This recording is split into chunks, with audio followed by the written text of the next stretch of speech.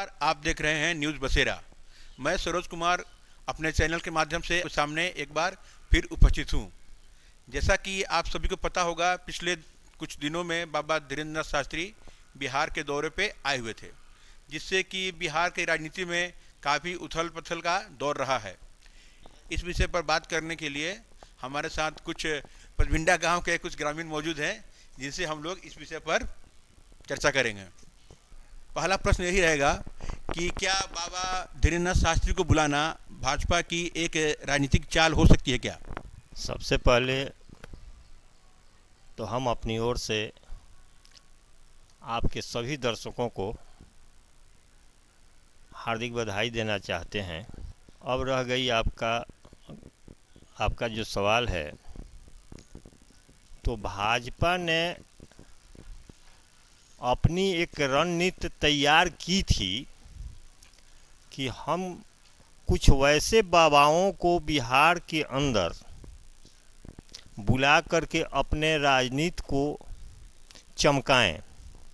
यह उसकी राजनीति थी, उसकी यह एक रणनीति थी।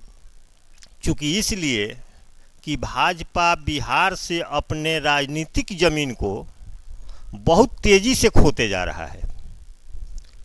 मुझे लगता है कि अब भाजपा का बहुत मजबूत जो ज़मीन होना चाहिए, राजनीतिक ज़मीन होना चाहिए, वो अब नहीं रह गया है, और जिसके वजह से भाजपा विभिन्न तरह के हथकंडे को अपनाने की कोशिश में लगी हुई है कि हम किसी तरह से राजनीतिक ज़मीन को तैयार कर लें।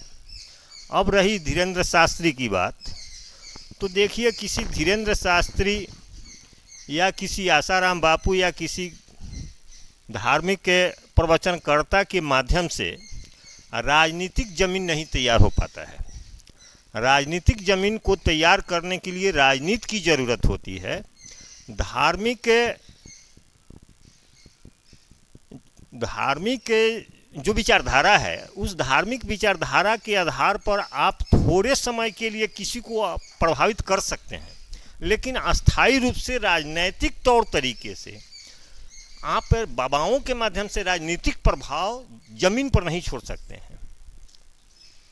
इसलिए धीरेन्द्र शास्त्री में भाजपा के मानने वाले लोग तो इस कार्यक्रम को आहूत किए थे, लेकिन इस कार्यक्रम से मुझे नहीं लगता है, क्योंकि इसलिए कि दर्शक के रूप में, चूँकि इस ढंग से प्रचार कर दिया गया मीडिया के माध्यम से, सोशल मीडिया के माध्यम से, कि लोग पहुंच गए बहुत ज़्यादा संख्या में सिर्फ देखने के लिए। हम लोगों के यहाँ भी कथा पुराण होता है, शादी विवाह में पंडित जी लोग आकर के कथा कहता है, तो कहाँ कोई को लोग जा कर के उसको सुनता है या फॉलो करता है। तो उसी ढंग से लोग देखने के लिए सिर्फ गए थे धीरेन्द्र शास्त्री को। ऐसा कोई बात नहीं कि उसके कुछ कहने से लोग प्रभाव में आ गए।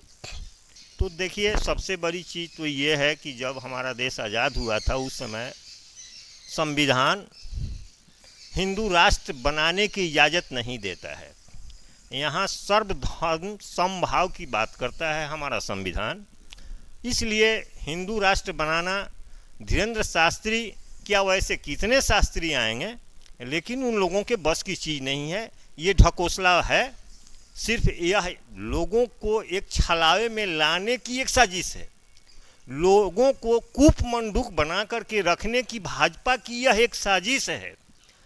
काहे कि धर्म, कार्ल मार्क्स जैसे महान मनीषी ने यह कहा है, उसका एक किताब है कि धर्म जनता के लिए अफीम है।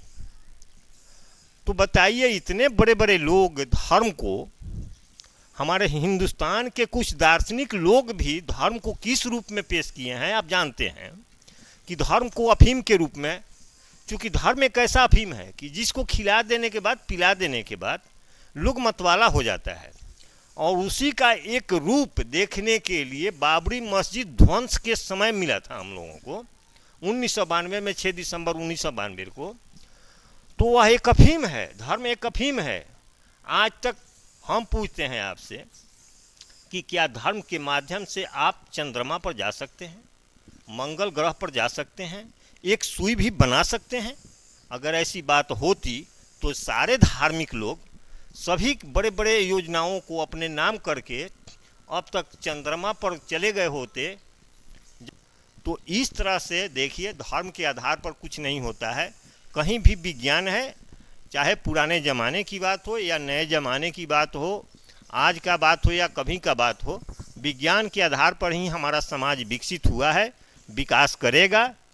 इसके अलावा दूसरा कुछ नहीं। ये सब ढकोसला से कुछ नहीं होने वाला है।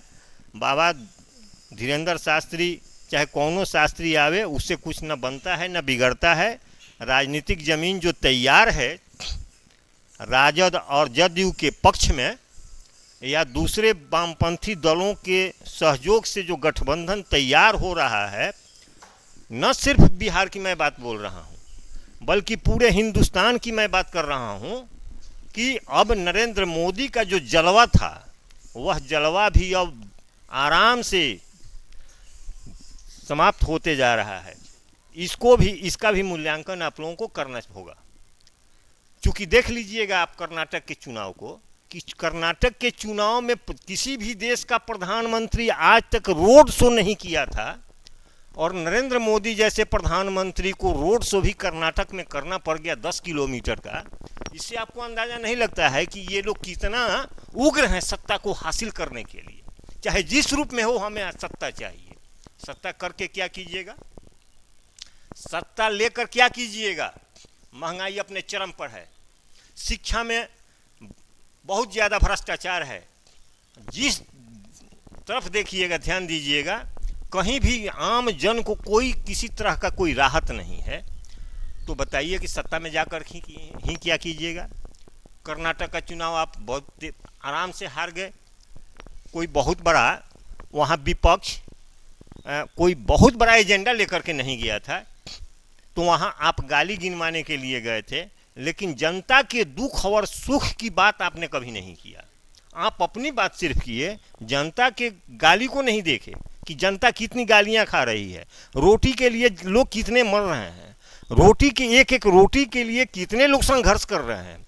आपको इस बिंदु पर बात करना पड़ेगा। आपको इस बिंदु पर बात करना पड़ेगा कि शिक्षा का स्तर उच्च स्तर का हो, इस पर आपको बात करनी होगी। आपको इस बात पर बात करनी होगी कि नौजवानों को जो बेरोजगार हैं, शिक्षित हैं बेरोजगार हैं, दर दर की ठोकर खा रहे हैं, उनको रोजगार देने की बात आपको करनी पड़ेगी।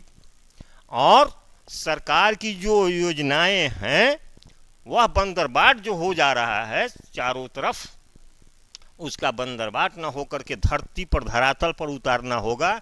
कोई भी सत्ता रहे, उससे हम लोगों को मतलब नहीं है। मतलब इस बात से है कि आम जनता को उसकी जो सहूलियत है, उसकी जो सुविधा है, उसका जो लाभ है सरकार का, वो वहाँ तक पहुँचना चाहिए। ये मेरा कहना है। और ये जो धीरेंद्र शास्त्री की जो बात कर रहे हैं, यह धीरेंद्र शास्त्री नहीं, कितने शास्त्री आएंगे या जाएंगे, लेकिन भाजपा का यहाँ बिहार के धरती पर हमें लग रहा है, मेरा व्यक्तिगत विचार है कि बिहार की धरती पे भाजपा आने वाली किसी भी कीमत पर नहीं है। 40 जो सीट है पार्लियामेंट का, उस 40 सीट पर पूरी मुझे लग रहा है, मुझे जो लग रहा है कि बहुत कम सीटों पर सिमट करके भाजपा रह जाएगी। ज़्यादा से ज़्यादा सीट इन दलों को ही आएगा जो महागठबंधन बना करके लड़ाई के मैदान में कूद पड़े हैं। तो जैसा कि आपको विदित होगा कि बाबा धीरेंद्रनाथ शास्त्री के दरबार से मुख्यमंत्री नीतीश कुमार और उप मुख्यमंत्री तेजस्वी यादव को आमंत्रण या निमंत्रण भेजा गया था। तो क्या आपको लगता है कि नीतीश कुमार और उप मुख्यमंत्री तेजस्वी यादव को आमंत्रण भेजना भाजपा की एक साजिश हो सकती है? देखिए, राजनीति की बात है, और बिहार की धरती पर जब किसी भी बड़े कार्यक्रम का आयोजन, पहले तो इन लोगों की सोच समझदारी ये थी कि हम लोग गैर राजनीति किए धीरेंद्र शास्त्री का कार्यक्रम कराने जा रहे हैं। लेकिन जैसे ही उनके यहाँ पटना की धरती पे उतरने के बाद मनोज तिवारी, रामकृपाल यादव और ये क्या नाम है, गिरिराज सिंह जैसे लोग अगुवाई में उतर पड़े, उसी समय यह स्पष्ट हो गया कि यह कार्यक्रम किसी पार्टी के तहत होने जा रही है।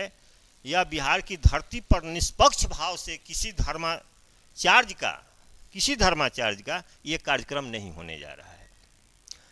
तो उस परिस्थिति में अगर कोई हमें आमंत्रित भी करता है तो वह अपना फर्ज निभा रहा है, लेकिन हमारा जो फर्ज है, राजनीतिक फर्ज, कि हम किसी भी उस तरह के कार्यक्रम को नहीं अटेंड करेंगे जो कार्यक्रम किसी न किसी धार्मिक भावनाओं से प्रभावित है।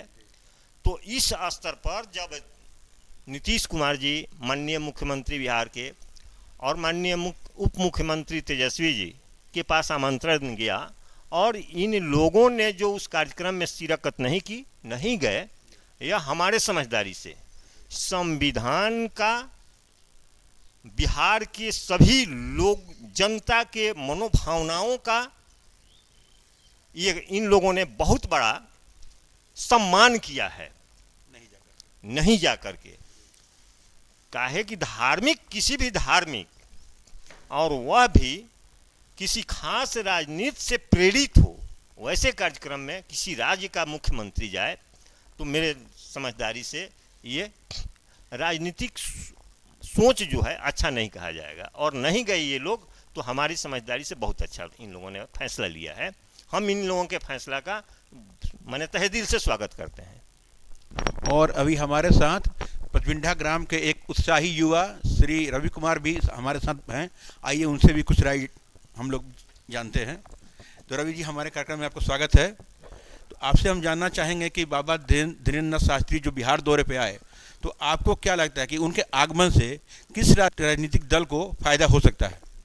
देखिए, जहाँ तक बाबा बागेश्वर जी के आने का सवाल है और आने के बाद आप पूछ रहे हैं कि किसी दल को फ़ायदा हो सकता है या नहीं, तो मेरा ये मानना है कि बाबा जब आए तो एक बिहार की जो एक पार्टी है, उस पार्टी के जहाँ तक देखे होंगे सांसद के पुत्र और जितने भी सांसद और उस पार्टी से जुड़े हुए लोग थे। आप पार्टी का नाम ले सकते हैं जी। वो बीजेपी की जो पार्टी थी, बीजेपी के सारे वर्कर्स और सारे जितने भी जो उनके सांसद हैं, विधायक हैं, लगभग सारे लोग लग गए थे। यहाँ तक ने आपने देखा होगा कि एक बिहार के रहने वाले सांसद जो दिल्ली से सांसद हैं, मनोज तिवारी जी, वो सारथी बनकर अपने आप को सारथी साबित करने के लिए कि मैं बाबा का बहुत बड़ा भक्त हूँ, हमारी पार्टी बाबा का बहुत बड़ा सम्मान करती है, वो लोग अपना राजनीतिक लाभ लेने के लिए ही इतना सारा किए। लेकिन मुझे नहीं लगता है कि बिहार की जनता है उनकी इन सब बातों में आने वाली है, क्योंकि जब बिहार की जो जनता है और जनता का जो मकसद है उसको बिहार की जनता ये पूरी तरह समझ गई है कि हमारा उत्थान जो होगा वो धर्म से नहीं होने वाला है। हमारा उत्थान जो होगा रोजगार से होगा, शिक्षा से होगा।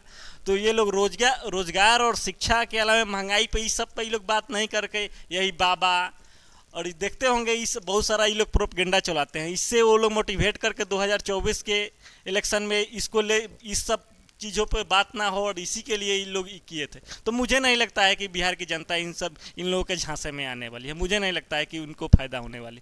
और जहाँ तक रहा बाबा का कार्यक्रम, तो बाबा का कार्यक्रम ऐसा होना चाहिए था, अगर किसी पार्टी को उससे किसी पार्टी को, और बाबा को भी मेरा ये पर्सनल व्यूज है कि बाबा को भी किसी पार्टी के लोग से जुड़े, पार्टी के लोग से उनसे दूरी बनाते, और सारे दलों को, सारे लोगों को किसी भी, जैसे बाबा आते ही बयान दिए कि मुझसे कोई पॉलिटिकल सवाल नहीं पूछा जाए, मीडिया के सामने आते ही बोले। लेकिन बाबा तो पॉलिटिक्स वहीं से शुरू कर दिए, जब एयरपोर्ट से लाने के लिए एक सांसद प्रतिनिधि गया, वहीं से वो दूरी बना लेना चाहिए था उनको। जब वो पॉलिटिकल बोलते हैं कि मैं पॉलिटिक्स करने नहीं आया हूँ, मैं सभी लोगों के लिए आया। तो बाबा का जो वो उनका स्टेप था, ये मुझे नहीं लगता है कि ये मेरा पर्सनल व्यूज है, जो मैं बता रहा हूँ ये मेरा पर्सनल सोच है। ऐसा बाबा को थोड़ा इससे परहेज करना चाहिए था। और इन सब बातों को लेकर लास्ट में मैं यही कहूँगा कि नहीं, मुझे नहीं लगता है कि बिहार की जनता इन दलों के ये झांसे जो रहे इनमें आने वाली, तो मुझे नहीं लगता है कि इससे कोई फायदा होगा। बहुत बहुत धन्यवाद। तो दर्शकों, आपने देखा कि बाबा धीरेन्द्र शास्त्री के आगमन के बारे में लोगों का जो पक्ष था हमने आपके सामने रखा। यदि आपके मन में भी किसी तरह के विचार हो, कोई बात हो, तो आप इनबॉक्स में जाके कमेंट कर सकते हैं और अपनी राय से हमें अवगत करा सकते हैं। और यदि आपको हमारा कार्यक्रम अच्छा लगा हो तो प्लीज़ इसे लाइक करें, शेयर करें और सब्सक्राइब करें। धन्यवाद।